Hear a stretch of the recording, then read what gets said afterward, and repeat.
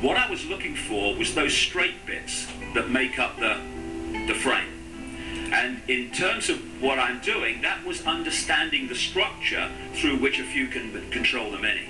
And then as you keep putting more, at the start it's like, where the bloody hell does this go? What's this? Oh my God, I'm so confusing. The more you put the pieces together and the picture appears, the quicker you can put the pieces in, because you start to see what the game is. And the elephant in the living room is that there are two streams of reality going on together. One is a secret agenda to create a global fascist centralized dictatorship to dictate to and control on every level every man, woman and child on the planet. Going alongside that is what I call the movie. That's the version of the world that we are given through the mainstream media, through what we call education. And that is to explain away the changes going on, which are actually the agenda coming in a coordinated way, but the movie's there to explain them away in an uncoordinated fashion, so we don't see where it's really going. Those days for so many people are now over, because we can see where it's going, where it wants to go. And key to everything, and that's what I'm really going to concentrate on in the first half, or first third, 3 sections today. The key to everything else in this global conspiracy is to put humanity into a false identity, a false belief in who we are. It has to get us to see ourselves in terms of little me, powerlessness. What can I do? I'm just Joe Public, and I'm just Ethel Jones or Charlie Smith. That's who I am. I'm the reflection in the mirror. That's me. I have no power. When in fact, we are infinite consciousness having an experience as Charlie Smith or Ethel Jones. But what the manipulation has to do to put us in the box of mass control is to persuade us that we are the experience. And they've done it brilliantly so far. And when we accept that, this is the state that we're put in energetically, what I call the eggshell. Instead of accessing the infinity of knowledge, understanding, awareness, love, all knowing that it is possible to access, because that's who we are, we close down. What do we say? We close our minds. We close our minds and we operate on a fraction of who we are. Compared with the infinity of who we are, we close in on a fraction that is nothing less than the village idiot by comparison. And only by putting us in this state of a consciousness, if you can call it that, state of mind, more accurate, can the few control the many on the scale that they have and do. You know, I have this thing, I just mentioned it a few minutes ago, when you go, we get so close to things, and therefore they become so normal that we never question them. Take a deep breath, take a step back, look at it again. Starry, starry night, paint your palette blue and gray. Look out on a summer's day, with eyes that know the darkness in my soul. Shadows on the hills.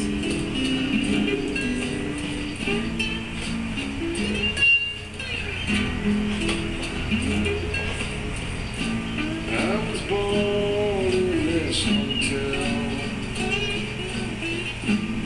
washing dishes in the sink.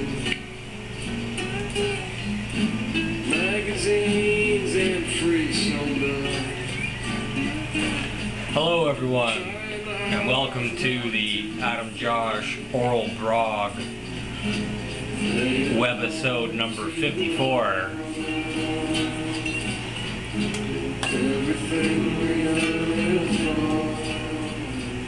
That intro there we're listening to was by David Icke, of course. You can see his material over at davidicke.com. And the song we're listening to now is Beck. I downloaded a few discographies lately. One of them being Beck's discography. And the song that we're listening to, I want to get the name right, Whiskey Clone, Hotel City, 1997. It's the same CD that had Loser on it. A lot of good songs on here that I sort of forgot about, but I had this album when it came out. I think I actually had the tape.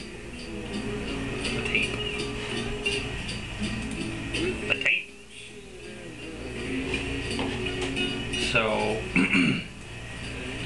it's been a while since we've had a AJOB, and now we're at episode 54. What I wanted to talk about was geoengineering, and that's sort of what I've had it in my mind. Okay, when you do another AJOB, Adam, you're going to talk about geoengineering. And I watched the new film by David Wilcock last night. Not David Wilcox, the musician, but David Wilcock, who is also a musician from DivineCosmos.com. I linked to it on my website under the link section, Divine Cosmos. He's sort of a futurist, outside of the box thinker, public speaker, things like that. And the film I watched by him, his new film, which is sort of presenting new information and also talking about his new book that he's releasing on the 11th of this month. And it's good stuff if you watch it. He talks about he talks about a lot of stuff. The pineal gland, 2012 prophecies, Mayan calendar. In this latest video, he was talking about the Capitol building in Washington, D.C. that has a relief on the top of the on the inside of the top of the building that shows George Washington ascending into heaven. And then on the side of it, of the relief, has a whole bunch of carvings depicting various events in American history, and has one part where there's actually a Mayan calendar relief behind some native person that I guess the original colonizers had met, and pretty interesting stuff.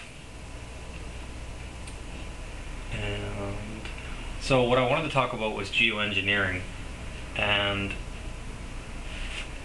I'm going to look for some pictures here. I don't know where I put them.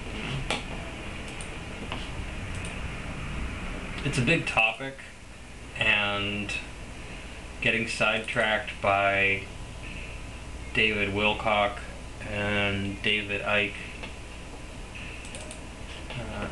sort of isn't helping matters, but I have the time right now, and I did want to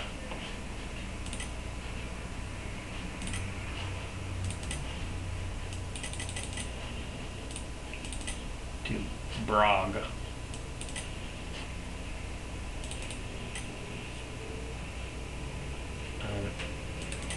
Bear with me just a second.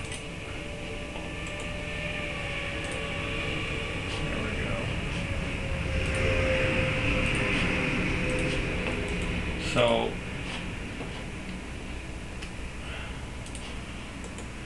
you might be noticing this more nowadays, but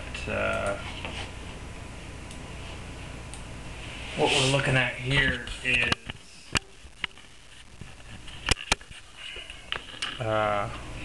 these lines in the sky, and let's see, I have a few more pictures of them. These were taken outside of the office here.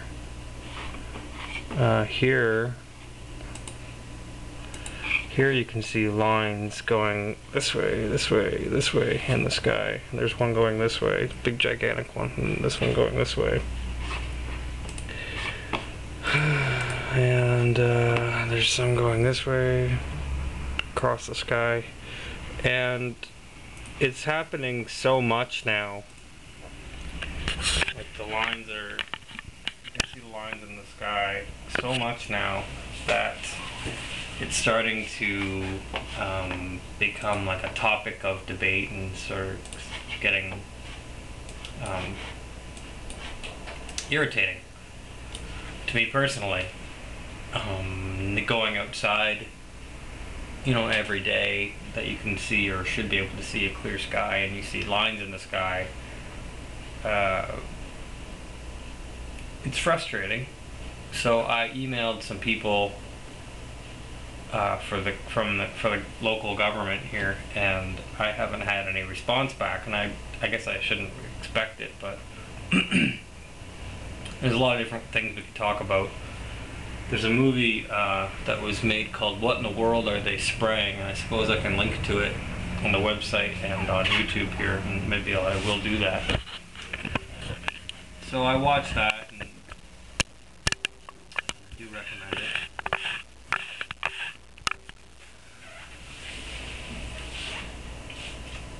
In the movie they find samples from the top of Mount Shasta in California, and they find that it has 61,000 parts per million increase in aluminum.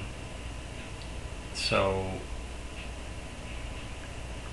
people get into debates like, well, are they spraying aluminum in the air for military purposes to shield off other radar? Are they spraying aluminum, barium, and strontium to ruin the crops so that organic food can't be grown properly, so that the only thing that will grow is Monsanto produced aluminum resistant seeds? People say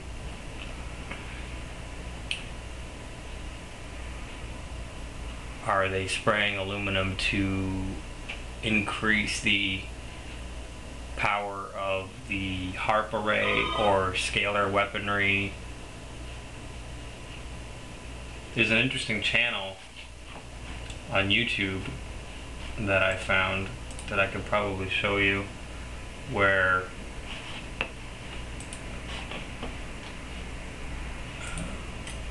the gentleman shows HARP ring returns through weather patterns in the sky, and he also shows scalar square type ring returns.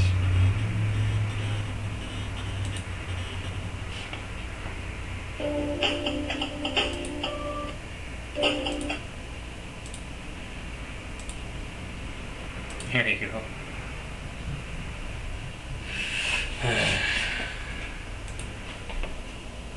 Hold on a second.